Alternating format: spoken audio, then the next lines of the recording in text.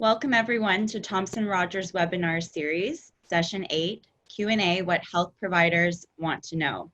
Presenting today, we have Stacey Stevens and Matthew Sutton, and they will be having an informal chat, answering some of the questions that you sent in. And my name is Ava Williams, and I'll be moderating. We ask that you use the Q&A feature at the bottom of your screen to submit your questions throughout the presentation. Don't be shy. If we find, or if we get questions, we'll answer them as we receive them, and we will try our best to answer as many as we can. However, any questions that we don't get to, we will answer later and post on our website at thomsonrogers.com/webinars. So let's begin. So our first question is, I have a client who is dealing with an abusive scenario that has come to light because of the pandemic. What can I do? All right, I'll jump in with this one. So, you know what, that's a really interesting question, and certainly not something that is uncommon these days. You know, before COVID, approximately 1 in 3 women, and I apologize to any men who are listening, but it's the majority of the times of the women, where they experience partner violence in their lifetime. And the studies have shown that with COVID, due to isolation, job loss, and stress, overall there's a 20% increase in the risk of violence in a household, more so in households where obviously it's just already predisposed to this happening. But what I've found with my clients, especially with the ones with the traumatic brain injuries, I've got a couple of them where the irritability, the frustration, the anger outbursts that were normally being managed because of the distance, we'll call it, between the client and his or her spouse has really increased because of everyone now being together with COVID. So I found that this is really starting to impact caregivers, because now they're the ones who have gone from being the role of getting out of the house, working, and now they've been put into the full-time caregiver role, and they've started experiencing this. So, you know, watch for the signs, right? Personality changes, have regular check-ins, ask questions, right? If you suspect that there's something going on, then it's quite possible there is. Ask questions. One of my clients, what we've done is we've used the VisiCare, the attendant care watch, and the app as for the caregiver. And then that way, if the caregiver feels that they're in a situation where they're at risk, they can use the VisiCare to be able to notify the team that something's going on. There's also the, in terms of resources, the Ontario Network of Sexual Assault and Domestic Violence Treatment Center. That I took a look at that, and there's quite a different, quite a variety, of locations across Ontario. Matt? Yeah, Stace, with some of my clients, I haven't encountered an abuse scenario yet, but I've noticed a lot of, with some clients, a lot of increase in their alcohol or drug intake. And you mentioned isolation, and I almost feel like with some of the clients, the coronavirus has exacerbated the ability for the clients to isolate. And some of my clients, at first, they say things like, oh my gosh, I'm almost happy because I'm getting a break from the routines of the treatments and the services, because they don't necessarily understand the, long-lasting assistance that those treatments provide. And so they kind of, wander away, and then they start deteriorating quite significantly without realizing it. And especially the ones that were hard to reach, and even on a best day. I have some clients that just completely isolate themselves, and the ones that have family members that were living in the home during the pandemic have been helpful because they can go and nudge them or get them moving. But to the few clients who aren't living at all with anyone, what we've tried to do is find the team member. Sometimes it's the OT, sometimes it's the RSW, sometimes the PSW, to really play a little bit more of an active role on a day-to-day basis.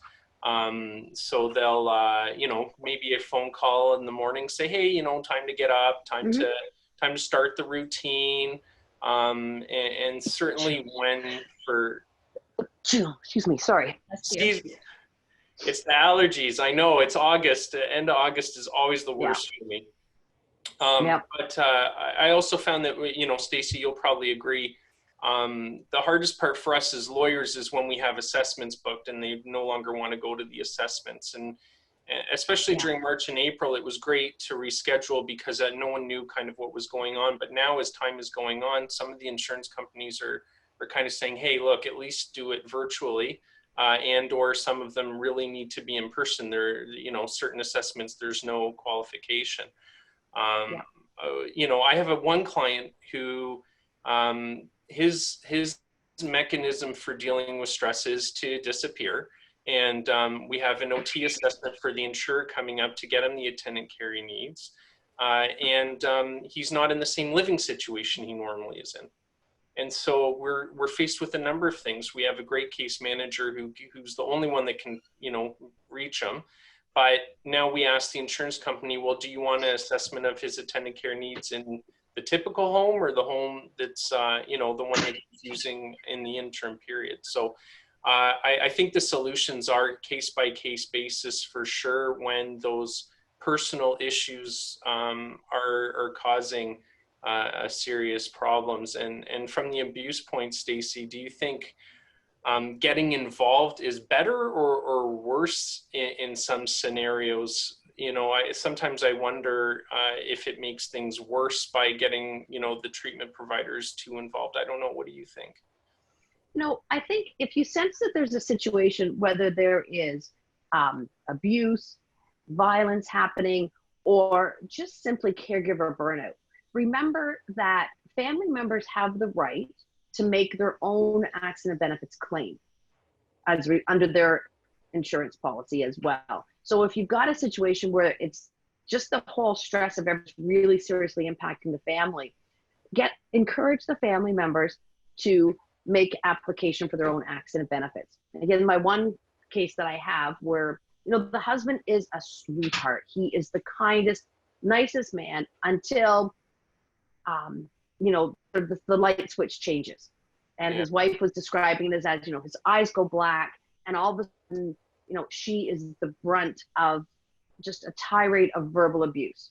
There's no physical abuse. There's nothing like that, but it's impacting her. It's impacting her family. And so what we got her to do was to set up her own AB claim. So now she has the resources to get independent counseling. So we've done that. And pre-COVID world, one of the other solutions that we were able to come up with is we had a cat dispute. My client was out of funds. So the wife set up her own AB claim. And then we put in a treatment plan for the wife to get respite care. So an attendant care provider came in to work with the husband, but it was paid for under the wife's claim as respite care. So I think it's the treatment plan, the treatment team, right? You're the eyes, you're the ears of what's going on. So it's good to document this stuff and talk about the impact and look for some solutions because there are some out there. Yeah, I can imagine that. I mean, even on my own files, I've noticed that the caregivers are experiencing extremely high rates of caregiver burnout, more so than they would generally, just because they'd be going to work, or, you know, there would be more opportunities to be outside of the home, and it's definitely a big problem. I have two questions actually that kind of piggyback off of, you know, virtual assessments, virtual attendances. So the first one is currently due to COVID, we are getting electronic signatures on OCF 18s and consent forms. Do you think we still need the originals? So the first thing I thought was never ask a lawyer this question because we never get rid of originals ever.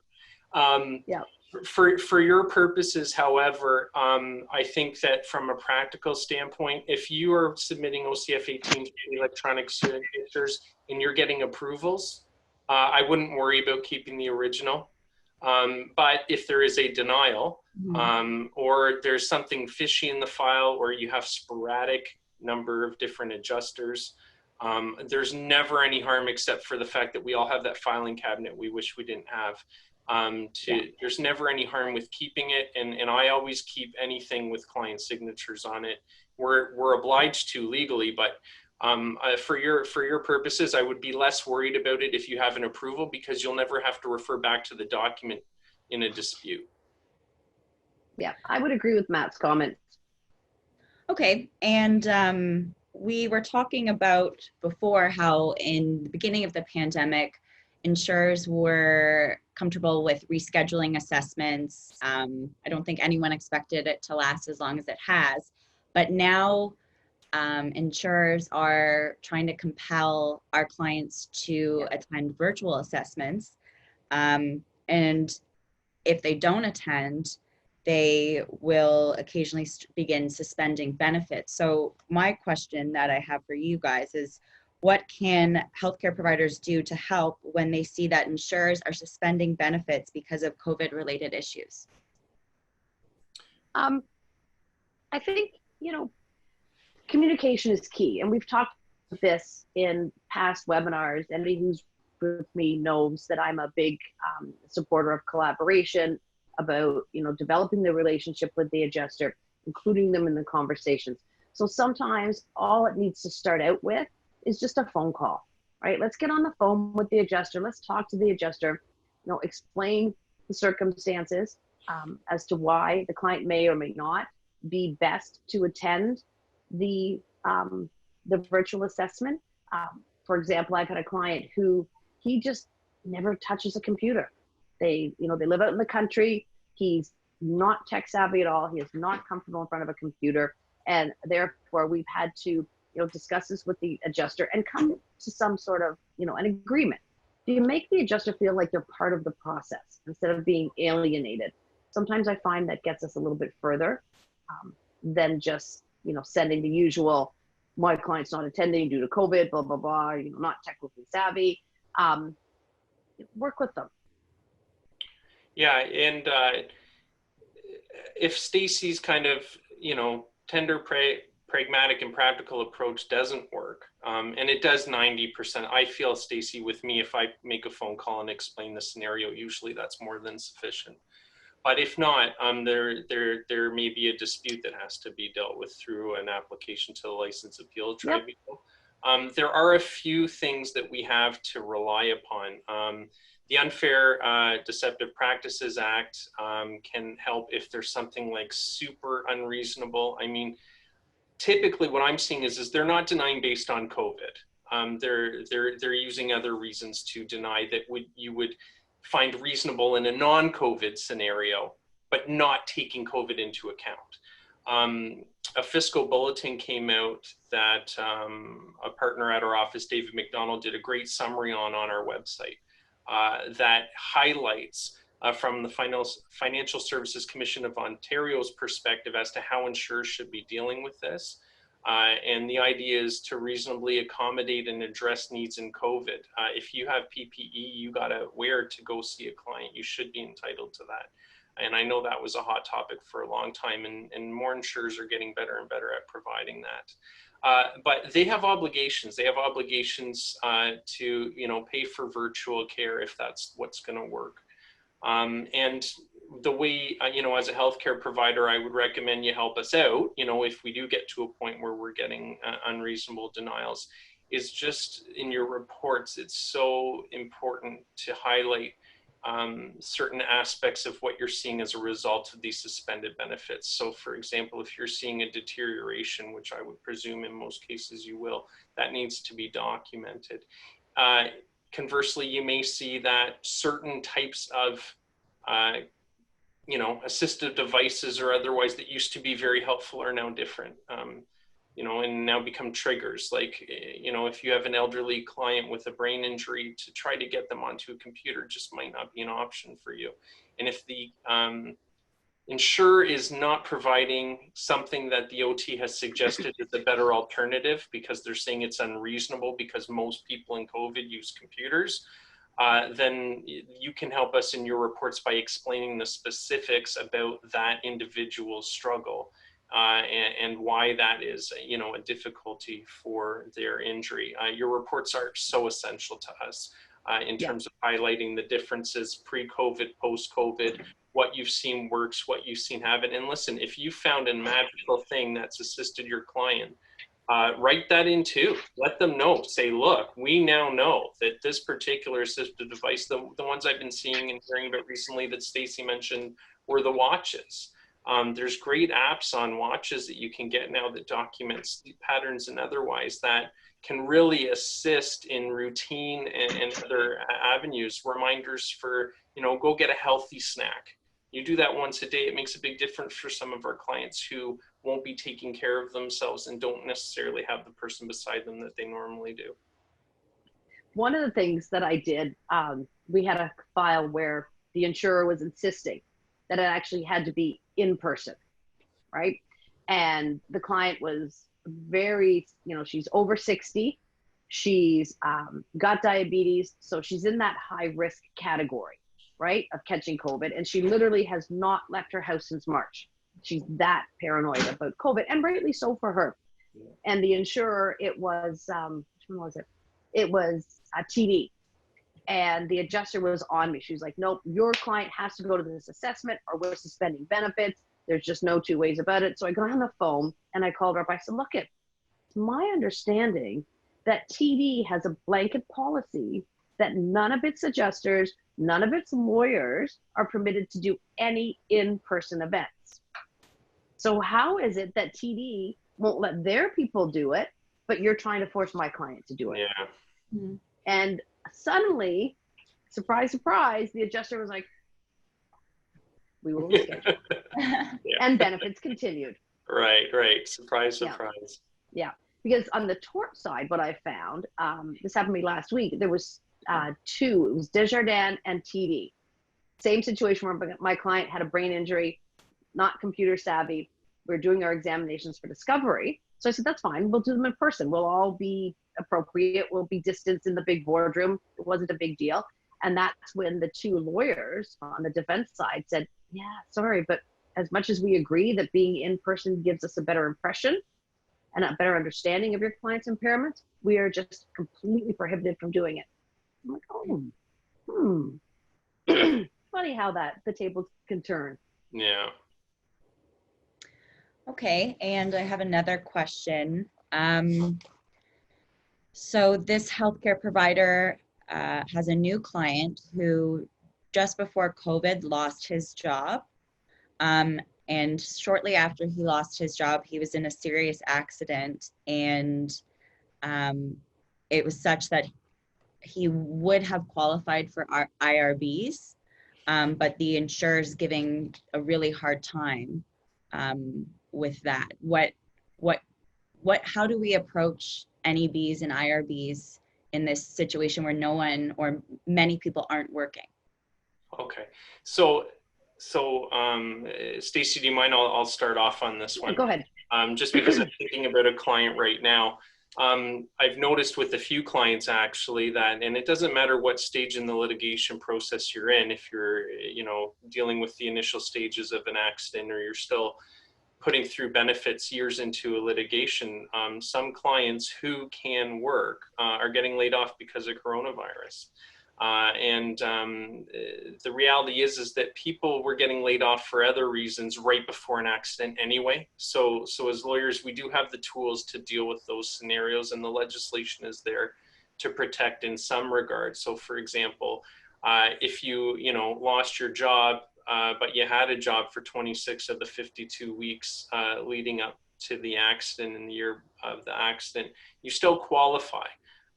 If you're getting employment insurance, you can still qualify. And no, it's no different with coronavirus, but there is a real concern of mine, and I think where we're going to see a lot of the disputes arise post-COVID are going to be when there's this debate about whether or not the client was not working because of COVID or not working because of the injury related issues. And the healthcare providers are, again, like the most important evidence for us. If you have a client, regardless of whether they were laid off, that has injuries that would prohibit them from doing substantially what their job would have been, or would require a transition from a heavy manual labor job to a light duty job, you have to put that in your report, because they are still entitled to a benefit, even if they don't happen to be working that minute because of coronavirus. The easy files will be the ones where there were sporadic employment beforehand in any event, and there wasn't a real argument to be made that they would have necessarily been working.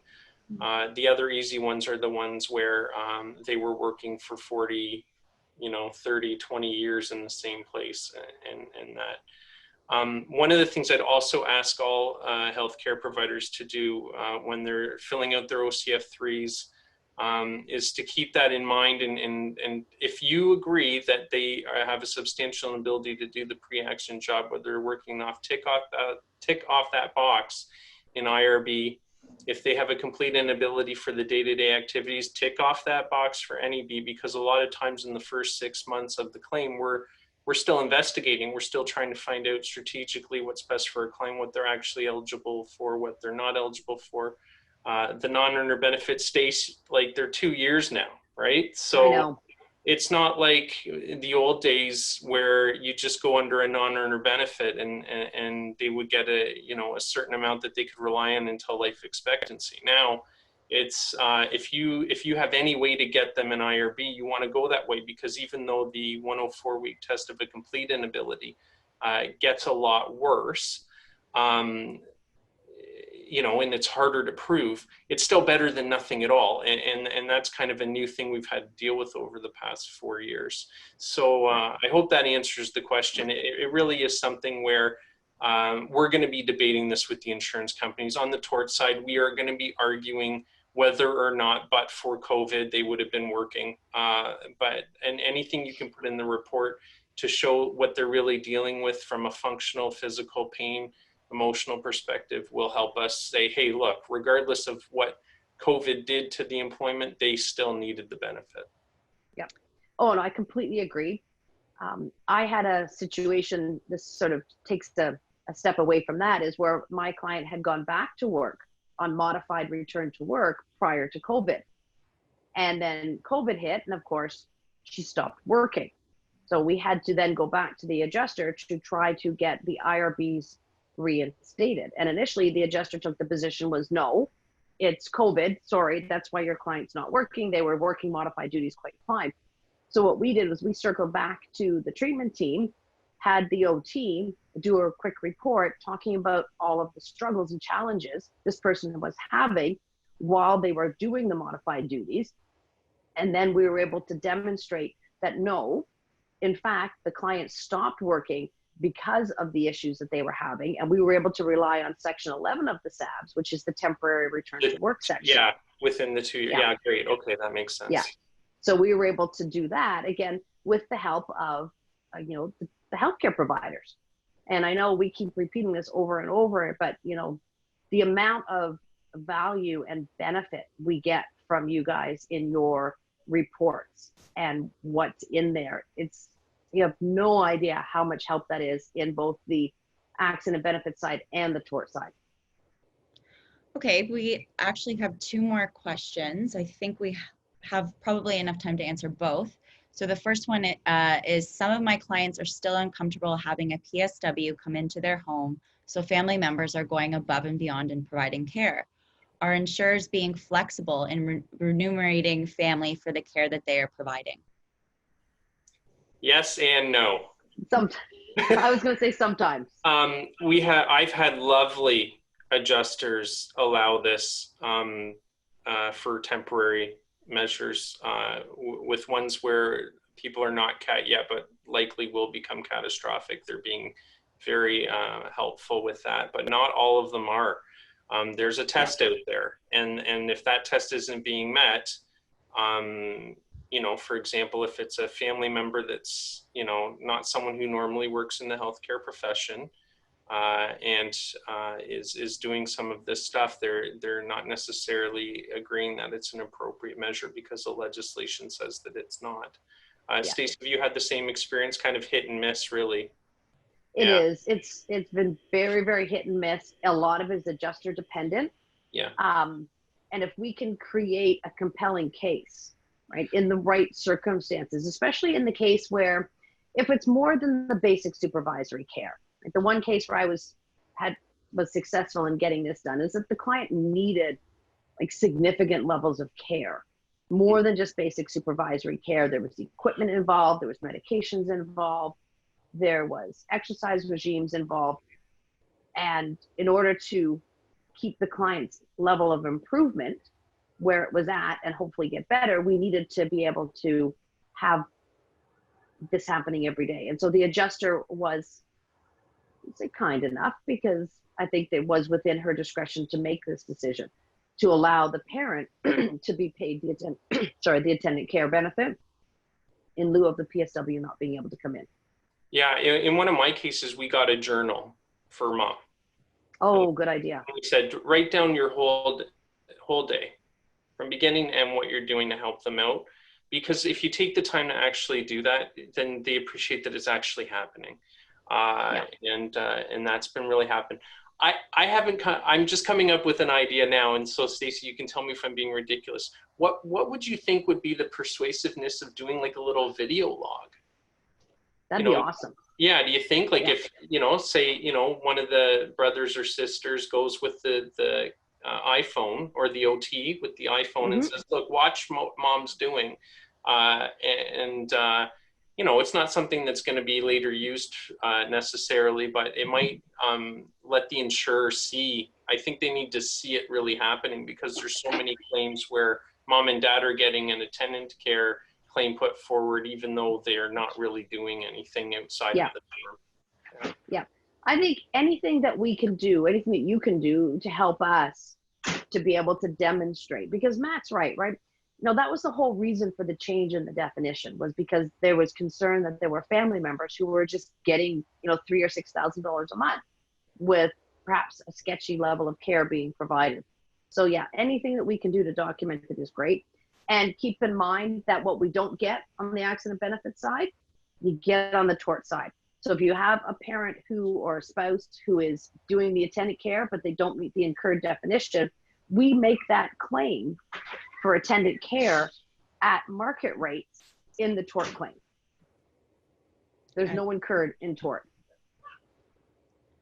That's a good point. So I think we probably won't have enough time to answer this last question, so we will answer it online.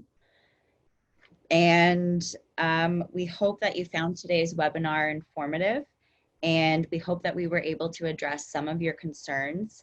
If you still have questions, or if you think of something else that you want to ask, please feel free to email Stacey, Matt, or myself. And stay tuned for our next webinar scheduled for Friday, September 25th. More information and registration details will be sent to you closer to the date.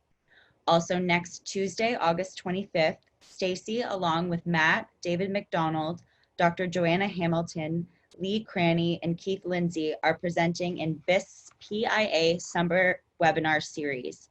Their topic is Brain Injury, the Pandemic Within the Pandemic, Strategies and Solutions for Keeping You Connected. If interested, please visit bist.ca to register. Thanks again, everyone, for joining us, and have a great weekend.